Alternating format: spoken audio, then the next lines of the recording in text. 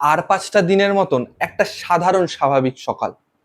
নিয়ম মেনে যে যার কাজের উদ্দেশ্যে রওনা দিচ্ছে। রাস্তাঘাটে যানবাহনের যাতায়াতও স্বাভাবিক। আশেপাশে ঘুরে বেড়াচ্ছে সেখানে ঘুরতে যাওয়া পর্যটকেরা।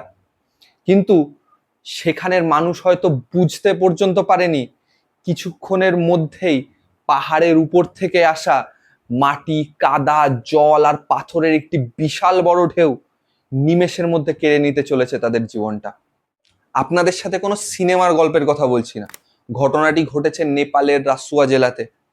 পাহাড়ের উপর থেকে আসা একটি বন্যা, যেটি কিনা তার সামনে আসা একের পর এক রাস্তা, ঘাট, স্কুল, গ্রামের পর গ্রাম, তাপবিদ্যুৎ কেন্দ্র, ব্রিজ থেকে শুরু করে যেটি তার সামনে এসছে ধুয়ে মুছে সাফ করে দিয়ে চলে গেছে, মিশিয়ে দিয়ে গেছে পুরো মাটির সাথে।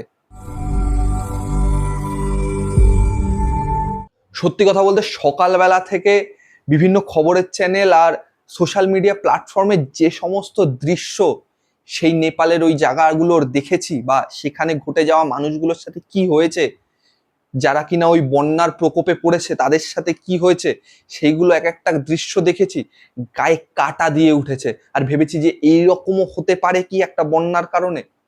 আপনারা প্রথমে সেই ভিডিওগুলো দেখুন, কারণ মুখের ভাষায় সেগুলো প্রকাশ করা সম্ভব নয়।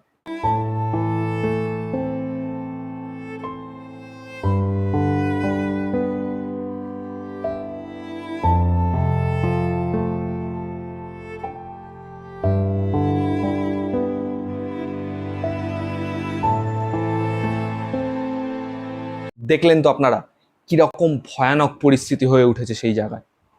কে বলবে এক সময় এই জায়গাটা কি থেকে কি হয়ে গেল, কিরকম ছিল, আর এখন বন্যার পরে কিরকম হয়ে গেল।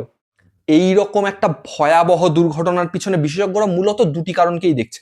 এক নম্বর হলো গিয়ে হিমালয় অঞ্চলের আবহাওয়ার পরিবর্তনের ফলে সেখানে থাকা হিমাবহ বা যেটাকে গ্লেশিয়ার বলা হয় সেটা গলে যাওয়া, এবং তিব্বত থেকে আসা বিশাল আকারের একটা জলরাশি। এই দুটি কারণের জন্যই নাকি এই রকম একটি ভয়াবহ প্রাকৃতিক দুর্যোগ নেপালের বুকে আছড়ে পড়েছে। দেখুন, এই ঘটনার ফলে নিখোঁজের তালিকাটা সেটা অনেকটা বড় হয়ে দাঁড়িয়েছে।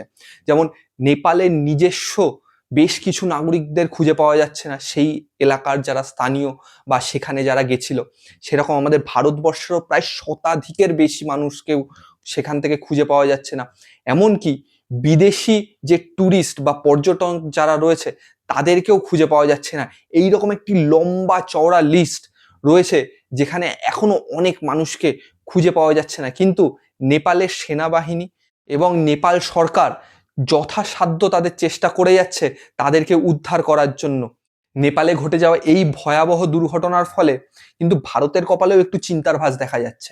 ঠিক সেই কারণেই নেপালের সীমান্তের পার্শ্ববর্তী যেসব আমাদের রাজ্যগুলো রয়েছে, সে উত্তরপ্রদেশ হয়ে যাক বা বিহার হয়ে যাক, সেই রাজ্যে কিন্তু ইতিমধ্যেই বেশ কিছু এলাকাতে হাই অ্যালার্ট জারি করে দিয়েছে। নেপালে ঘটে যাওয়া এই দুর্ঘটনাটি আমাদের একটি বড় শিক্ষা দিয়ে গেল।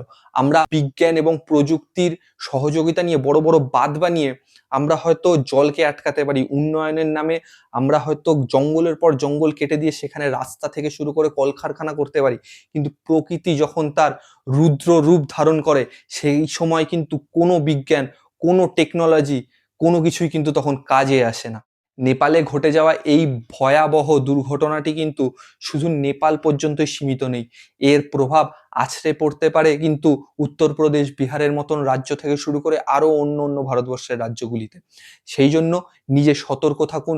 এবং আজকের এই ভিডিওর তথ্যগুলি যদি আপনাদের ভালো লেগে থাকে, আমার এই ভিডিওটি আপনাদের যদি ভালো লেগে থাকে, তাহলে ভিডিওটিকে like, comment, share and subscribe করতে ভুলবেন না।